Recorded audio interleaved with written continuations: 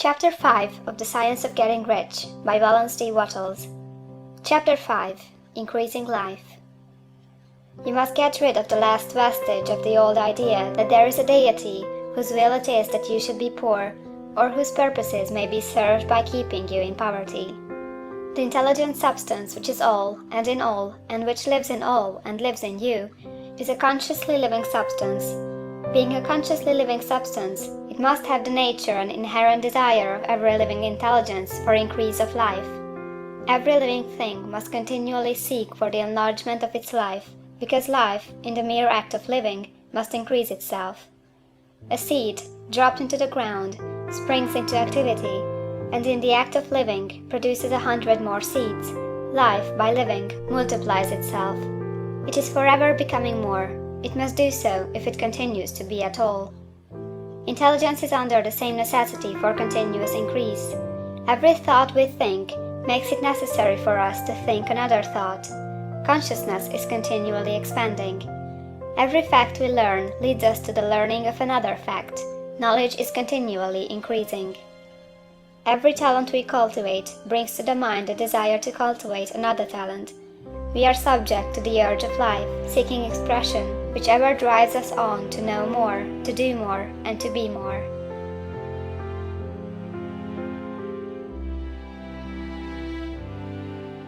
In order to know more, do more, and be more, we must have more. We must have things to use, for we learn, and do, and become, only by using things. We must get rich, so that we can live more. The desire for riches is simply the capacity for larger life seeking fulfillment. Every desire is the effort of an unexpressed possibility to come into action. It is power seeking to manifest which causes desire. That which makes you want more money is the same as that which makes the plant grow. It is life, seeking fuller expression. The one living substance must be subject to this inherent law of all life. It is permeated with the desire to live more. That is why it is under the necessity of creating things. The one substance desires to live more in you, hence it wants you to have all the things you can use. It is the desire of God that you should get rich.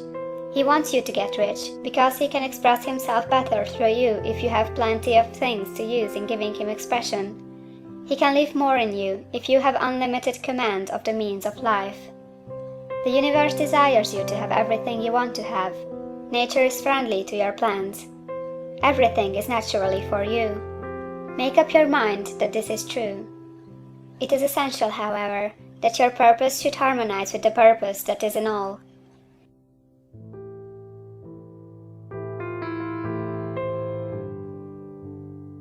You must want real life, not mere pleasure of sensual gratification. Life is the performance of function, and the individual really lives only when he performs every function, physical, mental, and spiritual, of which he is capable, without excess in any.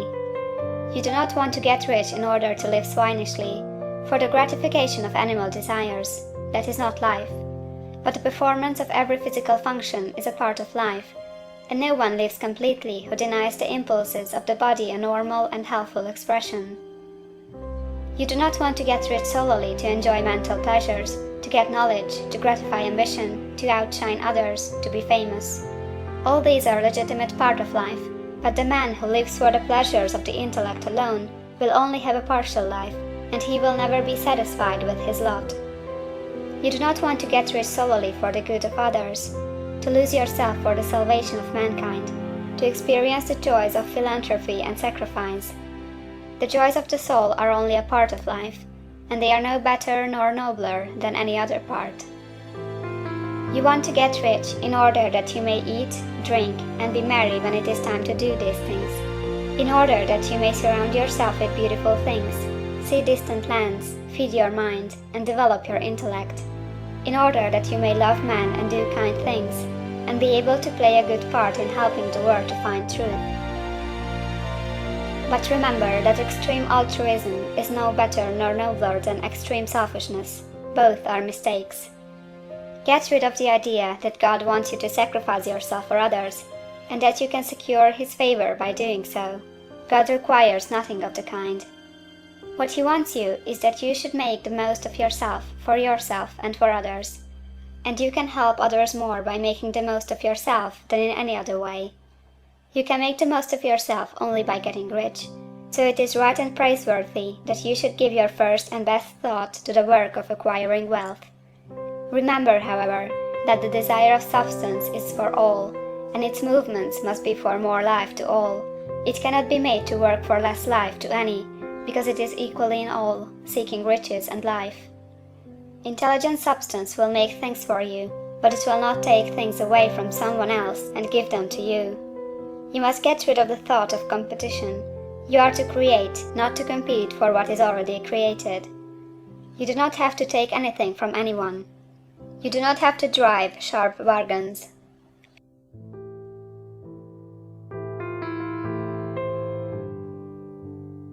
You do not have to cheat or to take advantage. You do not need to let any man work for you for less than he earns. You do not have to covet the property of others, or to look at it with wistful eyes. No man has anything of which you cannot have the like, and that without taking what he has away from him. You are to become a creator, not a competitor. You are going to get what you want, but in such a way that when you get it, every other man will have more than he has now. I am aware that there are men who get a vast amount of money by proceeding in direct opposition to the statements in the paragraph above, and may add a word of explanation here. Men of the plutocratic type, who become very rich, do so sometimes purely by their extraordinary ability on the plane of competition, and sometimes they unconsciously relate themselves to substance in its great purposes and movements for the general racial upbuilding through industrial evolution.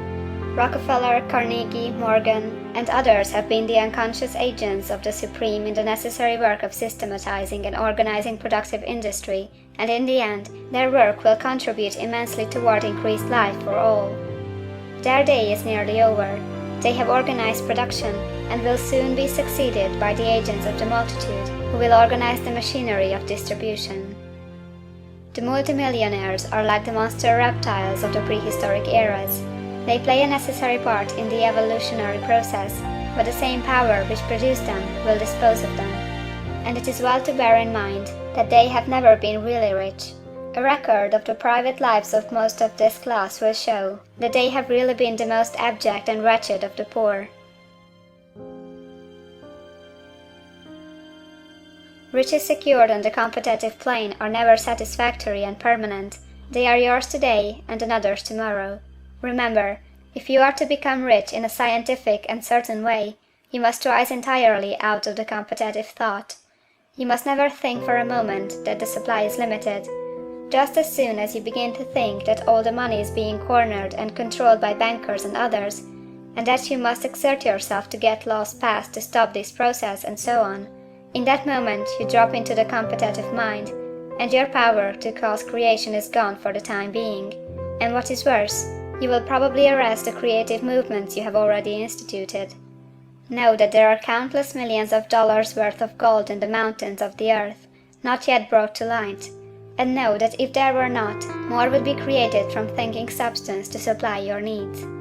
Know that the money you need will come, even if it is necessary for 1,000 men to be led to the discovery of new gold mines tomorrow.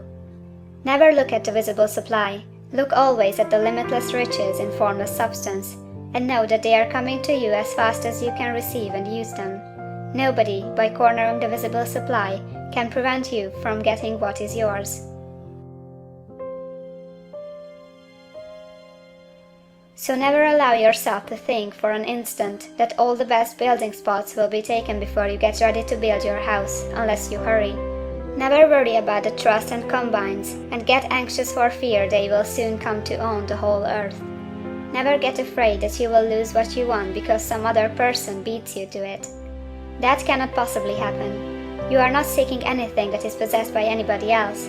You are causing what you want to be created from formless substance, and the supply is without limits.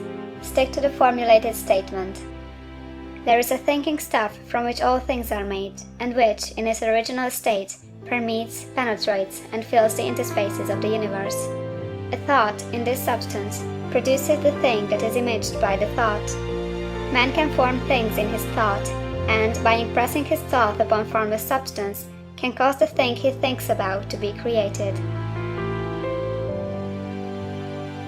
End of chapter 5.